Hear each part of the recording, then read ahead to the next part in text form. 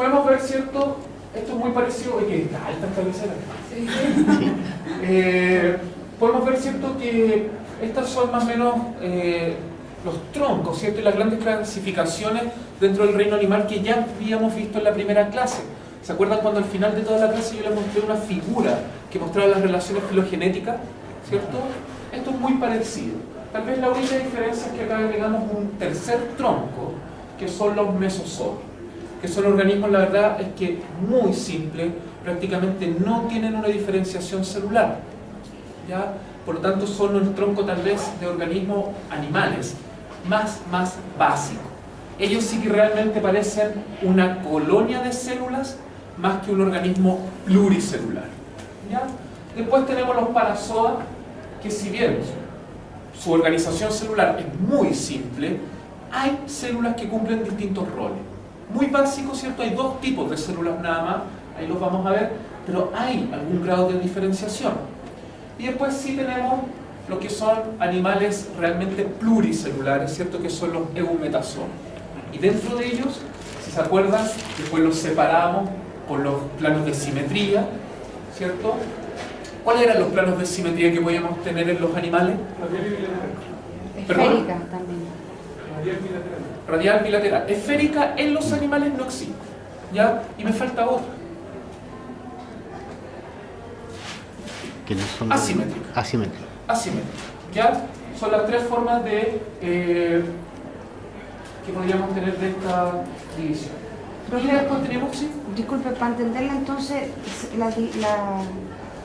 los tipos de diferenciación según su planimetría, asimétrico, radial y bilateral. Y bilateral. El otro no se toma, ¿no? Es que esférico existe, pero dentro del reino animal no existe, ¿ya? Porque no hay ningún animal que sea completamente esférico. Sí, sí, claro. A lo mejor puede quedar, ¿cierto?, para una célula, para algún protista, pero dentro del reino animal, no. Ok. ¿Ya? Y dentro de lo que son bilaterales, ¿cierto?, teníamos este criterio que era el origen ontogénico de la boca, donde decíamos que los prostomios, ¿cierto?, originaban primero, ¿qué estructura? La boca. La boca. Protos, primero, tomio, boca, ¿ya? Y los deuterostomios son los que primero, ese primer orificio daba origen al ano, ¿ya?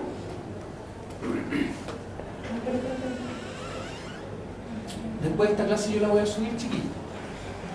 Es mejor agregar cositas.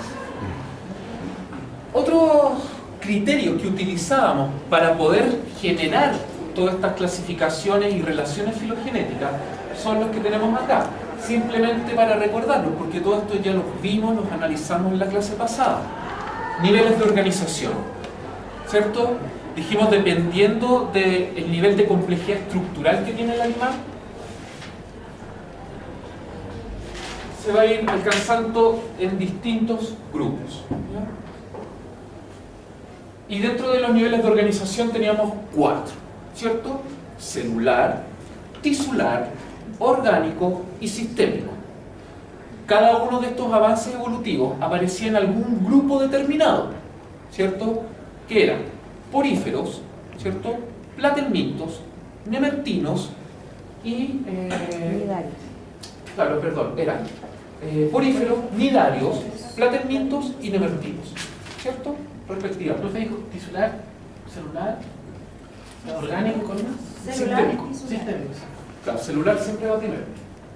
Los planos de simetría, que son los que ya conversamos, la cavidad general del cuerpo, ¿cierto?, que era esta cavidad interna, y ahí teníamos 3 condiciones, que eran Acelomado. acelomado, pseudo y celomado, ¿ya? Y el origen ontogénico de la boca, también ya visto, protostomios, deuterostomios. No compramos esas cositas para sacar así las piernas tanto de para allá. Comencemos entonces a ver, ¿cierto?, todos estos grupos animales.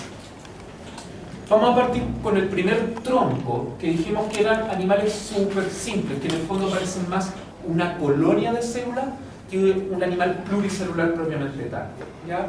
Y esos son los mesozoos. La verdad es que son animales sumamente pequeños, la gran mayoría de ellos los encontramos relacionados con ambientes acuícolas.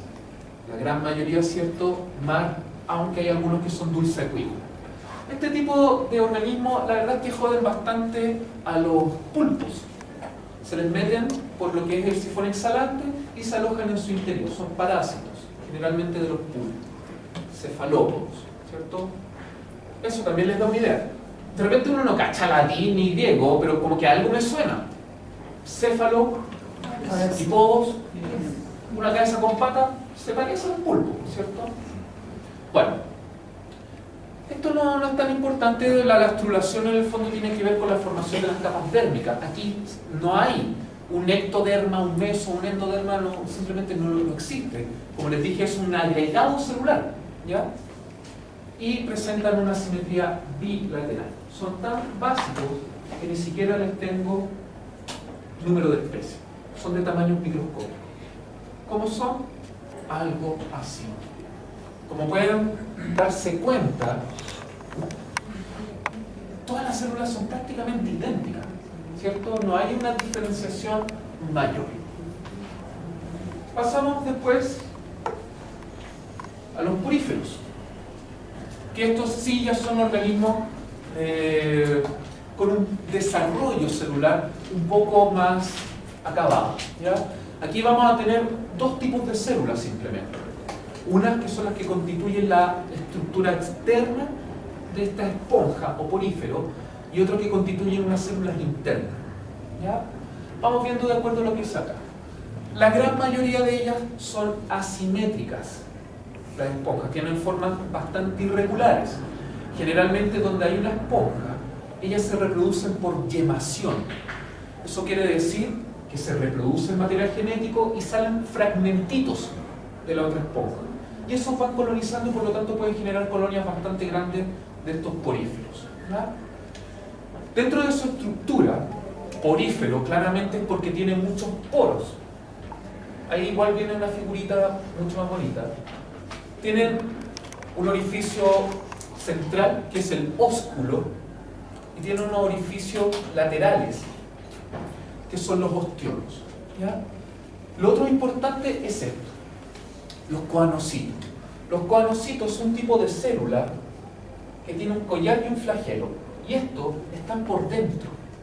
Por lo tanto, este flagelo se mueve y genera una corriente de agua. El agua entra por estos orificios laterales y sale por acá. Entonces, cuando entra el agua, esa agua entra con pequeñas partículas. Esas partículas se pegan en este collar y es lo que les sirve de alimento. Otra de las características importantes que tienen los poríferos, que dentro de los seres vivos son prácticamente los únicos que utilizan el sílice como esqueleto estructural. Casi todos los demás animales y organismos utilizamos el carbono. Ellos utilizan el sílice, o sea, como una estructura parecida a la arena. El fin de semana anduve en la playa y andaba ahí, siempre me meto en las ropas y toda la cuestión, y encontré una esponjita, ¿ya? Se las voy a traer en la otra clase, porque dije, ¿alguno de ustedes conoce la esponja? ¿Sí? ¿Sí? Por suerte. Porque en casi todos los cursos nadie conoce las esponjas. De repente uno las encuentra ahí, a orilla, ¿cierto? Que son súper ásperas, pero tú las mojas y quedan suavecitas, ¿ya? Y esa estructura áspera, claramente está hecha de sílice, por eso tiene esa textura. Y tal como habíamos conversado en muchas otras ocasiones anteriores, en ellos solamente alcanzamos el nivel de organización celular. Como son